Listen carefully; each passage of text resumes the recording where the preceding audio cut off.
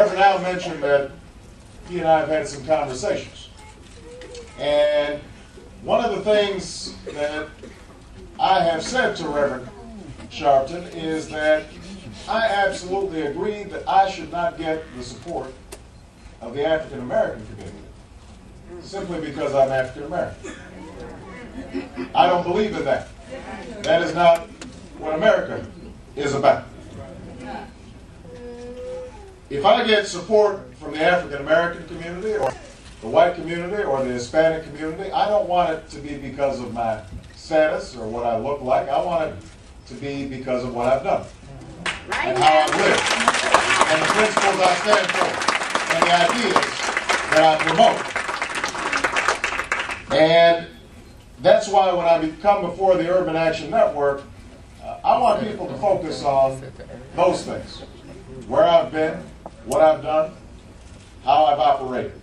Because the fact of the matter is that I have not just walked the walk. I have not just talked the talk. I have walked the walk throughout my life. You know, these issues that the Urban Action Network talks about. National. Action Network. They are not just the issues of a campaign. They're the causes of my life. At every juncture, they're the things that I've worked on. So let's talk about some of those issues. We know that we've got a healthcare system that's broken, that's bankrupting families and bankrupting communities. We know that it's affecting all of America, but we also know that it is particularly hitting hard on African American and Latino communities. We know the statistics. We know that 2/3 of the folks who don't have health insurance in this country work every day, some do jobs, and still don't have health insurance. Now, during the presidential campaign, everybody's going to come up with a proposal to provide health insurance to every single person. But let me tell you what I did when I was in the Illinois Senate. Let me talk about how I provided health insurance to thousands of children who didn't have health insurance. How I helped to bring Democrats and Republicans together to provide health insurance to parents of children who did not have health insurance.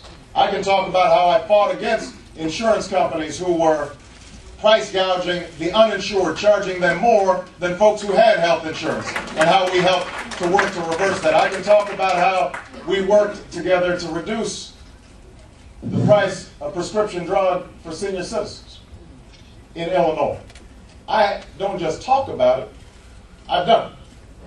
Everybody talks about the criminal justice system and how it has not always treated people throughout America equally. Well, I don't have to just present a proposal about what I'm going to do, Reverend. I will talk about what I've already done. In the Illinois legislature, I passed the first in the nation law requiring videotaping of interrogations and confessions in capital cases, so we wouldn't have 13 innocent men on death row in Illinois. I passed the first law requiring that we monitor racial profiling in Illinois, prohibiting the practice. I don't just propose, I've actually done those things. I know that everybody here is concerned about ex-offenders. We hear some talk during campaigns about the fact that we've got hundreds of thousands of young men and increasingly young women who are coming back into our communities each and every day.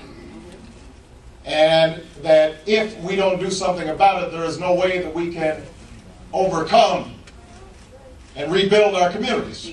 There's no way that these men can be fathers effectively if they are not only imprisoned, but then placed under an economic death sentence for the rest of their lives. Well, I haven't just talked about these things. I've actually done it. When I was in the Illinois legislature, we passed laws to make it easier for ex-offenders to gain gainful employment and to become barbers and to become people who are able to work in various industries around the state. We know about voting rights. That our parents and our grandparents, they didn't march and they didn't submit themselves to fire hoses and imprisonment simply in order for us to have ordinary law-abiding citizens intimidated and deceived into not being able to vote. And that's why not only as a lawyer did I file suits on behalf of those who have been disenfranchised, but I also passed laws and have introduced laws right now in the United States Senate to make sure that we make those deceptive practices a felony throughout America. That we cannot have a situation in which people are being told that they cannot vote. So when I talk about these issues, these aren't issues that are new to me. These aren't issues that I just decided to start talking about as a presidential candidate. And I think it is important for everybody who is in this network to examine people's track records and make certain that they know that everybody's track record. And what I have said to Reverend Sharpton, and I will say here today, if there is somebody, I don't care whether they are white or black, whether they're male or female, if there is somebody who has been more on the forefront on behalf of the issues that you care about, and has more concrete accomplishment on behalf of the things that you're concerned about, then I am happy to see you endorse them. I am happy to see you support them. But I am absolutely confident that you will not find that, because there is nobody who is as